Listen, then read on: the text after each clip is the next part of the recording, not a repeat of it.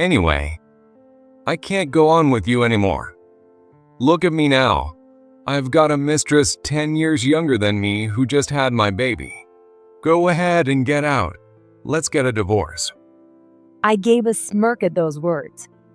The truth was, I had been planning to bring up the subject of divorce myself, but it was Kevin who had brought it up first. To make matters worse, he had been having an affair with a hostess and even had a child. This was truly a perfect opportunity for me.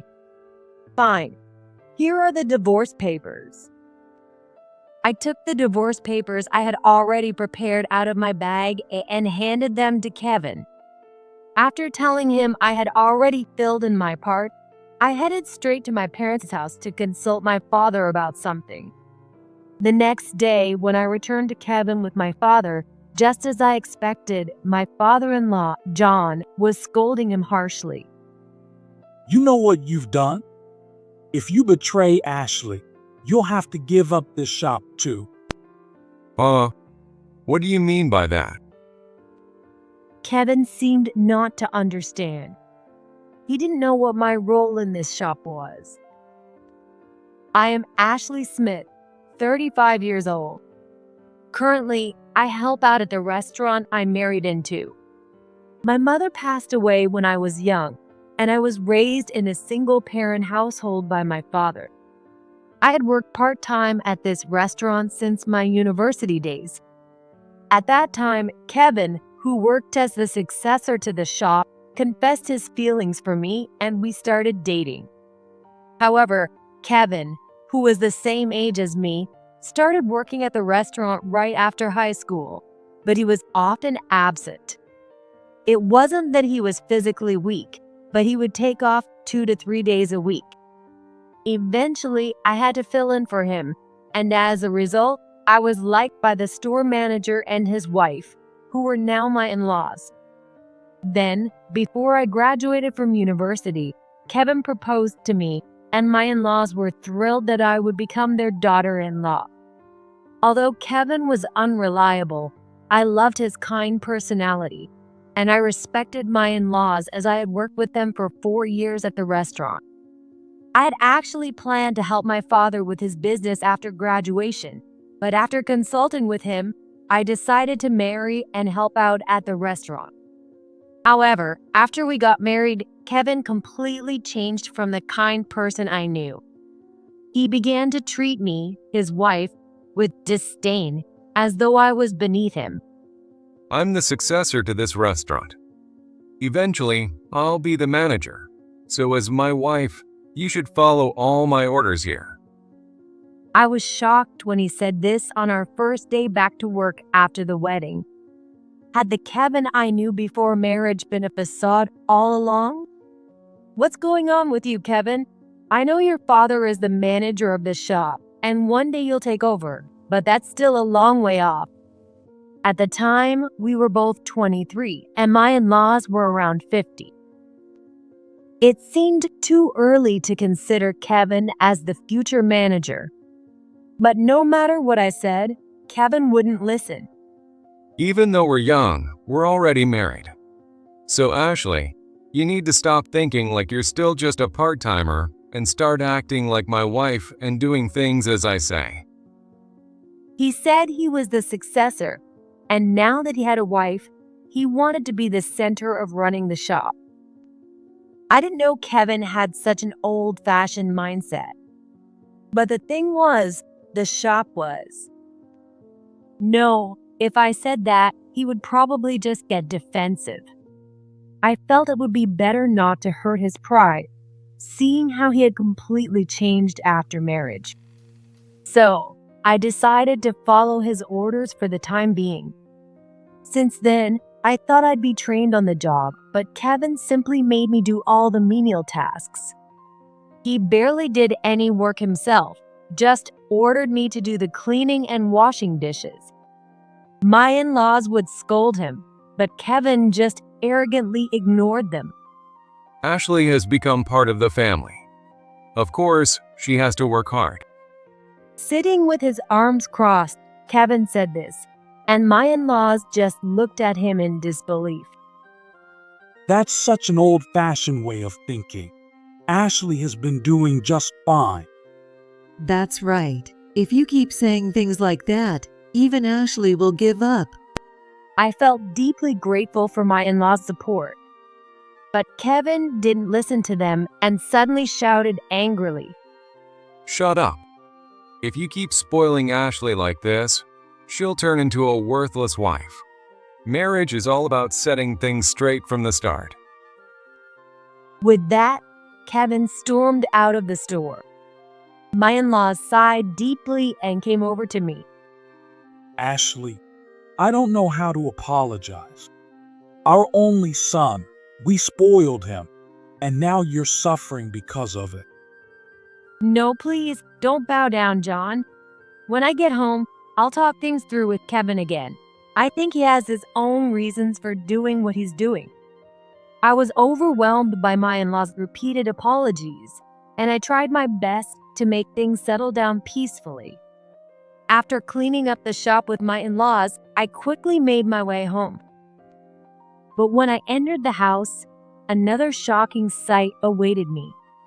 Kevin, apparently upset about what had happened earlier, was drinking heavily. The living room was overflowing with empty beer cans and scattered snack bags. It's your fault I couldn't stop drinking. Clean this all up and get it done. If you don't, you won't be allowed to sleep. I can't. Cleaning all of this up at once is impossible. I glanced around the living room and said that. The mess was so overwhelming, it almost made me dizzy just by looking at it. How could he possibly have eaten and drunk so much in just a few hours? Seeing the anxious expression on my face, Kevin shouted back at me. What are you talking about? It's the wife's job to clean the house, right? I'm the head of this family, so I don't do any of the household chores. In front of my in-laws, he said he was the successor and I was the wife. But at home, he acted like the head of the household and dumped all the household chores on me. I couldn't stand this life anymore. I spent that evening cleaning the living room, but the next day, I consulted my in-laws. We decided that living with Kevin alone wasn't going to work, and I would move in with my in-laws. They were so kind, dividing the housework among the three of us, excluding Kevin, and it was a huge help. But Kevin seemed to feel left out, and he began staying out more and more at night. Days went by, and despite being married for several years, we still didn't have children. Even though we worked together, once the workday was done, Kevin wouldn't come home.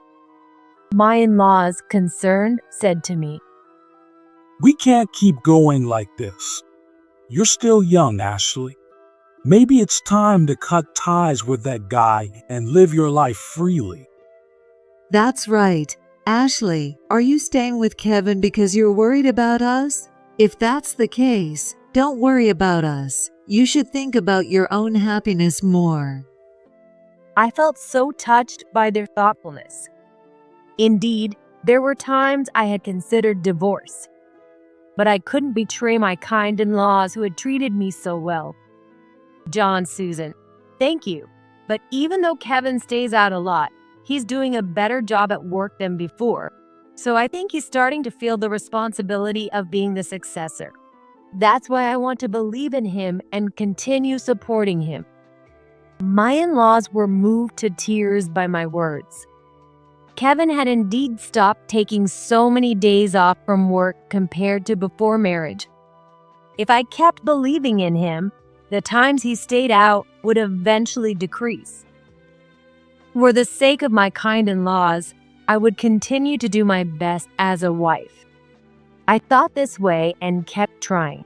But from a certain day onward, Kevin's heart seemed to drift further and further away from me. It was around the time we had been married for 12 years. My father-in-law was over 60 now, and it was time to pass on the position of manager to Kevin. Kevin was thrilled to become the manager, but as soon as he did, He started leaving the shop during work hours and going off somewhere. He hired more employees than before, and after my father-in-law stepped down as manager, most of the shop's work was left to my in-laws, while Kevin only did the minimum work before leaving the shop. This marked the beginning of our new life. Kevin began going out frequently, day and night. Where could he be going? Every day, I worked hard with my in-laws and the new employees, finishing up the day exhausted. By the time I got home, everyone was too tired to do anything. We would eat takeout together, take a bath, and immediately go to bed. The days just kept repeating. Kevin was in charge of the household finances, so I barely had any money of my own to spend. I didn't want to burden my in-laws with unnecessary worries, so I never discussed money matters with them. Why did I even get married? For the past 12 years, I've just been enduring and dedicating myself to the restaurant. Even I, at this point, was beginning to feel like I had reached my limit. This can't continue like this. I've decided that it's time to take action and think about the future. I was thinking this when, one day, after finishing work and leaving the restaurant, my phone rang. It was Kevin. When I picked up, he asked, Today, my mom and dad are going to their relative's house, right?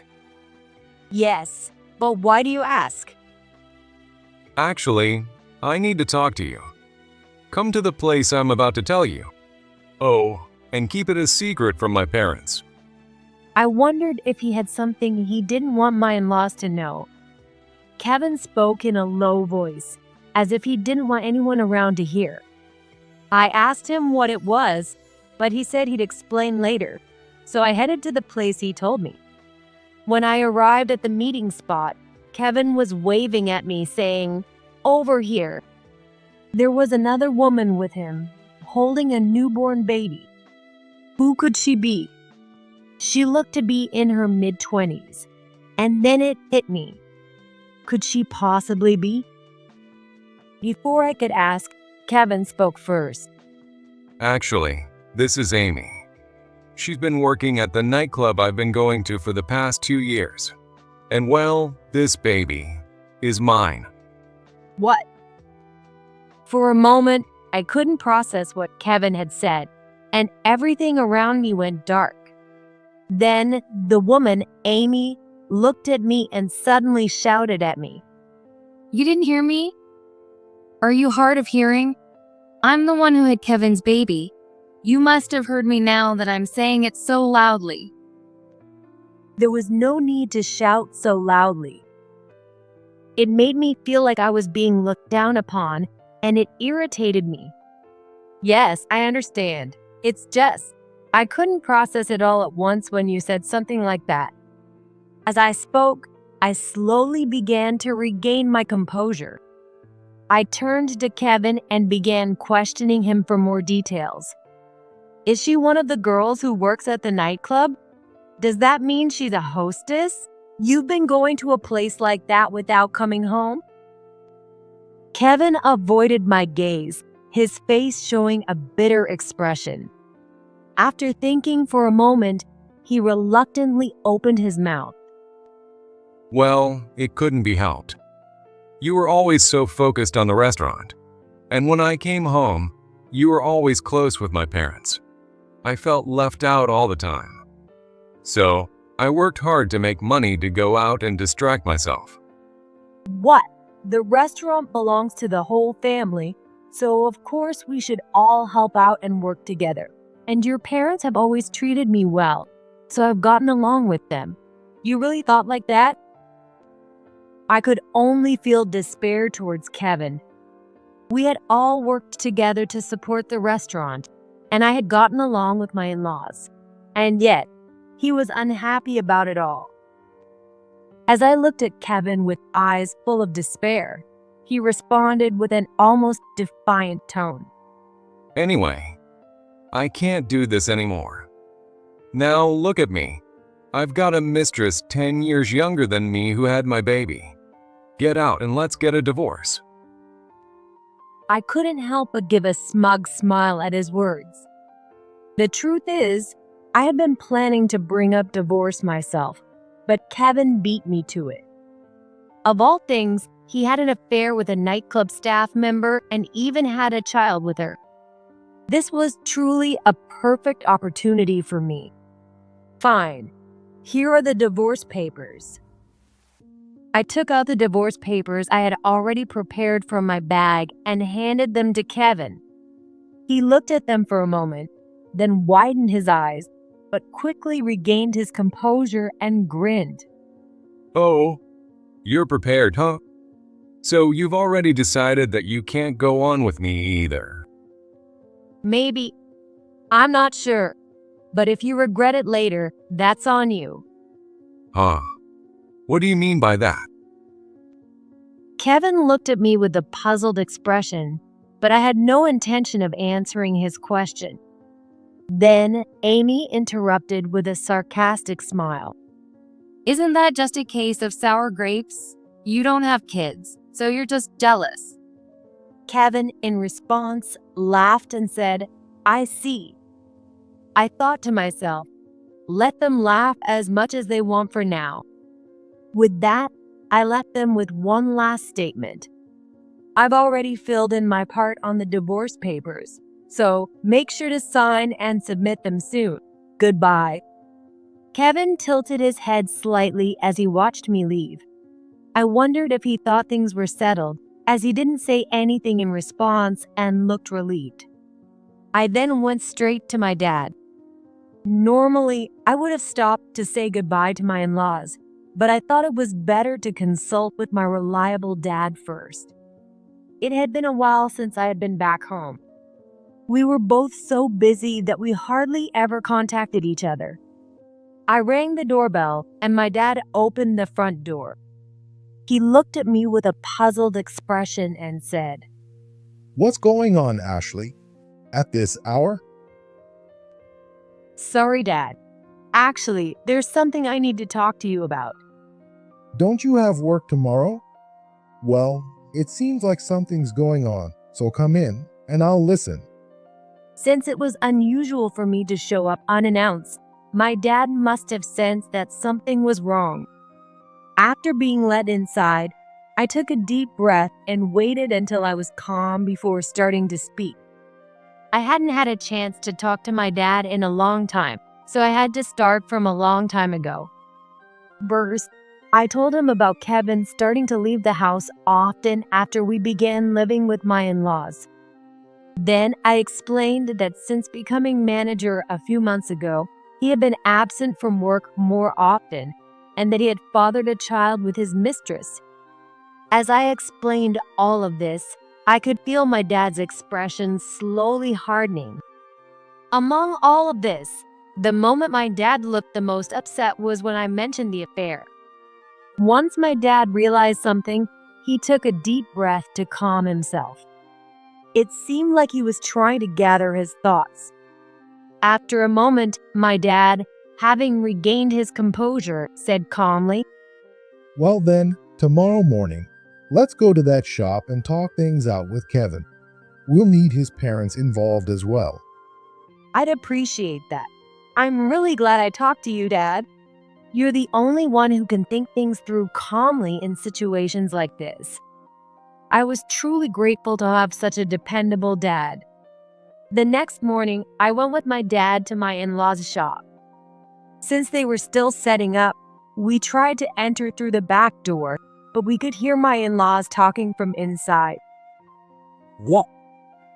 You're getting a divorce? And you had an affair and even had a kid with that woman? It seemed that my in-laws had already heard about it. Amy was probably inside too. If that's the case, it worked out perfectly for us. My dad and I stood quietly outside the back door, listening to their conversation. Don't get so angry, both of you. For 12 years, we couldn't have kids. Honestly, you should be thankful that you let me keep that wife in your house for this long. That's right. John, Susan, I've had Kevin's child, so I'll be a good wife. Please, look after us from now on. It seemed Amy was definitely there. I exchanged a knowing look with my dad and gave a slight grin. Then, my father-in-law said something that delivered a decisive blow to Kevin. Do you understand what you've done? If you betray Ashley, you'll have to give up this shop too. Huh? What do you mean by that?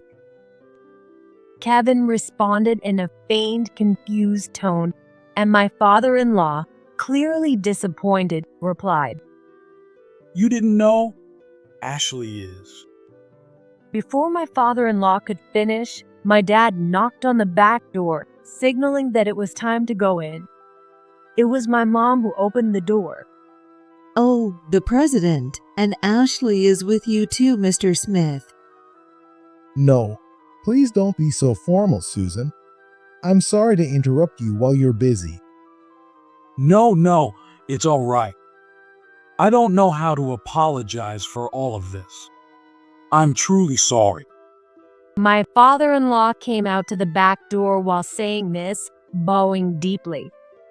Kevin, still not fully understanding what was happening, looked at us with a confused expression and asked my in-laws, What's going on with you two? Sure, I might have done something wrong, but there's no need to bow down like that. Idiot. Ashley's father is the president of the restaurant chain we run. Didn't you know that? That's right. Originally, Ashley was supposed to join her father's company after she graduated from university. She worked part-time at our restaurant to learn the ropes. And then you fell in love with her and insisted on marrying her, so we asked her father to let her come work here. At this point, my mother-in-law broke down in tears. Now that I think about it, when I was still working part-time, Kevin hardly ever worked and didn't even know that I was the president's daughter. I never told him because I didn't want to seem like I was bragging, so I kept it to myself. Kevin, busy with his own affairs, must not have even noticed what my dad did for a living during our wedding preparations. Normally, this wouldn't be the case, but considering Kevin's self-centered personality, it was entirely possible. When he became the manager, he left all the difficult procedures to my father-in-law and never even showed his face at the company headquarters. Had he even visited the company once, he would have met Amy and couldn't have had an affair. As I thought about this, I glanced at Amy's face. She was still trembling as she looked at my dad. My dad had known Amy was there from the beginning, but now, pretending to notice her, he spoke to her. Hey, aren't you Amy from our accounting department? What are you doing here? Oh, now that you mention it, I thought I'd seen you somewhere before. You're from my dad's company? Yes, well. Hearing this, Kevin, shocked, turned to Amy and asked, What? How is she an employee at the headquarters? You were working at a nightclub, weren't you? Amy quickly shushed him, trying to silence him. Of course. My dad's company prohibits side jobs, and on top of that, if she's working at a nightclub, there's no way she'd avoid strict consequences. My dad turned to Amy with a stern expression and asked, Well, this is problematic. Didn't you say you couldn't work overtime because you had to care for your mother? I didn't know you were working in a place like that. If you needed money for caregiving, you should have found a more respectable part-time jobs. By the way, whose child is that? Pointing at the baby Amy was holding, my father gave a smirk. Was that baby really Amy's child with Kevin? I was stunned. Dad, what do you mean by that? What do I mean? I've never seen Amy pregnant since she joined the company, so I was wondering whose child it was. I couldn't believe it. Kevin, meanwhile, seemed to want to say, "Oh," and was looking down, covering his face with one hand. What is that supposed to mean? So, whose child is this? It's not yours, Kevin? Well, it's, Kevin's response was so unclear that my frustration reached its peak. I was about to press him further when a phone rang loudly. It was Amy's phone, the one she was holding while cradling the baby. A woman used to childcare could probably pull out her phone while holding a baby. But Amy was clearly flustered and didn't know what to do. Kevin, also unsure if the baby was his, didn't even offer to help. My mother-in-law, making a "what can you do" face, walked over, took the baby from Amy, and only then did Amy answer the phone. As soon as she hit the answer button, a loud voice echoed, audible to everyone around. Amy, where are you? I told you to have the baby back by 10 a.m. today. I'm sorry, Mary. I'll bring him back right away. Amy bowed repeatedly while talking on the phone. Now everything made sense, and everyone around us had a look of understanding. It turned out that Amy had been looking after a friend's child and had lied, claiming it was her own. But why would she do such a thing? I grabbed Kevin's arm, who was looking flustered, and demanded an explanation. Kevin, why did you lie about this child being yours? You better explain yourself. Kevin's face had gone completely pale. Amy, as if to rescue him, interjected with a smug look. You're annoying. You didn't have any kids for 12 years, and now you're acting all high and mighty. If it were me, I could have as many kids as I wanted if I were with Kevin. So, what exactly were you trying to accomplish by using someone else's child? I was really fed up with these two. They didn't need to go through all these elaborate lengths. If Kevin had just said he wanted to break up because he found someone else, I would have accepted it. Kevin, perhaps sensing what I was thinking, started to defend why he lied. well, if I just asked for a divorce, you wouldn't have listened, right?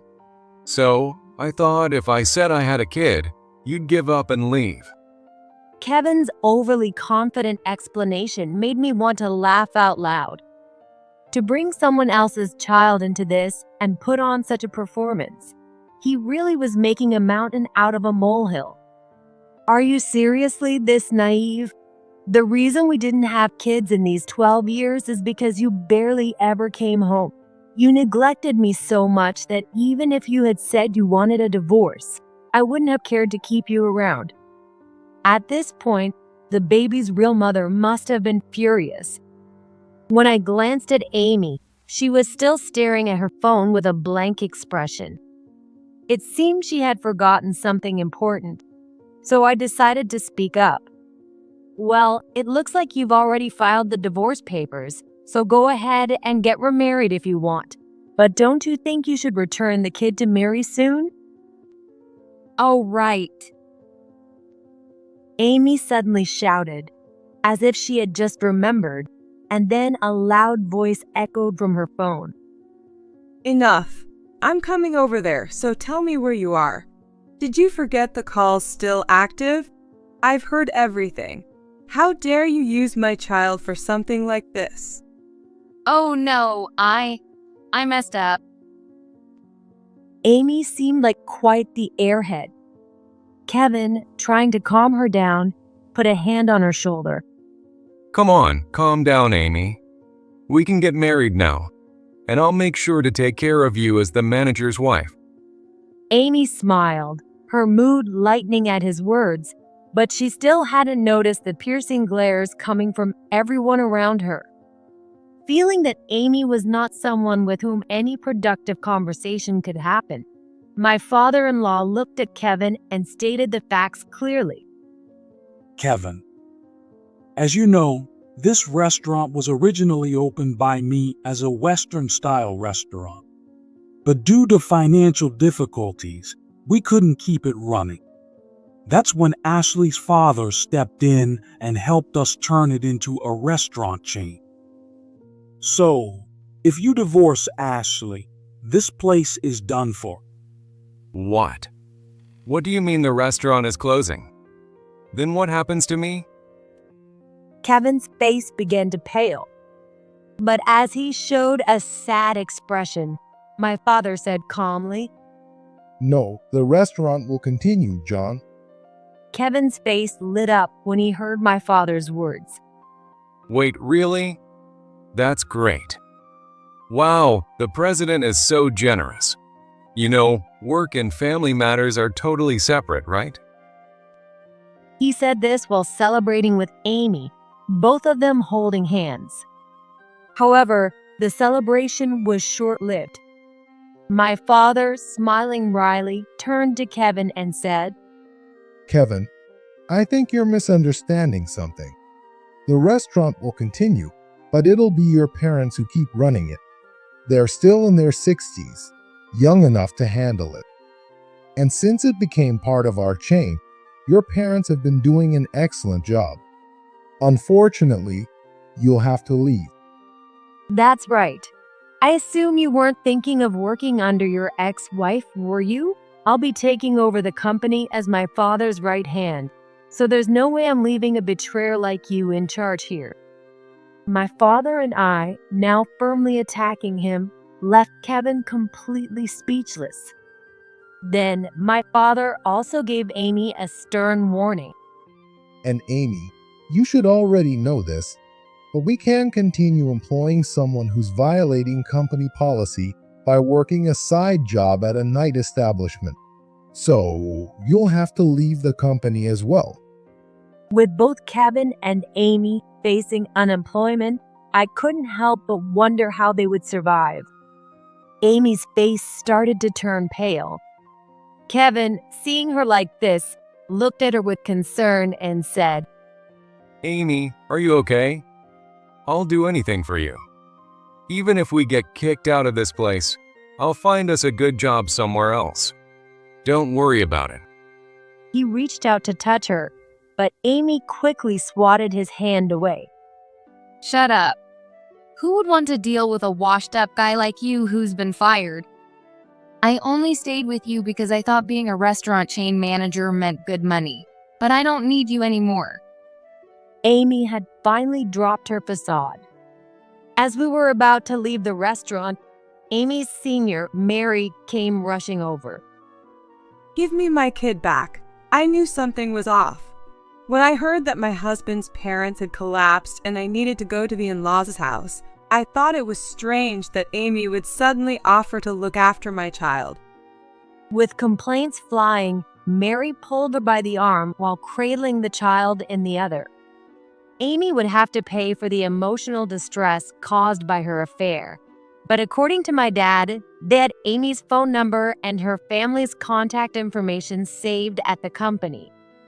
So I decided to let this one go for now and reach out to Amy later. Of course, I did eventually receive the affair settlement from Kevin. And my in-laws made it clear that Kevin was no longer their son, disowning him. Even then, Kevin, with nowhere else to go, desperately fought back. Dad, Mom, do you really not care what happens to me? I'm your only son. But no matter how hard he tried, my in-laws were firm in their decision. In the end, Kevin left the house in tears. But how long would he keep this up? Kevin showed up at my house, begging me to reconcile. Ashley, I was wrong. I'll never cheat again, and I'll treat you better from now on. Please, give me another chance. I'm begging you, please. He was already back at his family home, kneeling and begging. Reconcile? Of course, that's impossible. Why don't you go back to Amy? No, I went to see her, but With his head down, he began talking about Amy with a somber expression. Apparently, after Amy had been dragged away by her senior that day, she had ended up at the police station. Mary, who worked at the same nightclub, had been contacted about her husband's parents collapsing. Normally indifferent, Amy suddenly said, "I'll watch the kid," and promised to take care of the child until the next morning while Mary went to her in-laws. It seemed that Amy had mistaken the time, thinking Mary wouldn't return until the morning, and had kept the child with her, using it as part of her plan to secure her marriage to Kevin. Had she really thought that no one would find out the truth later? She wouldn't have been forgiven by my in-laws if they found out the child wasn't hers.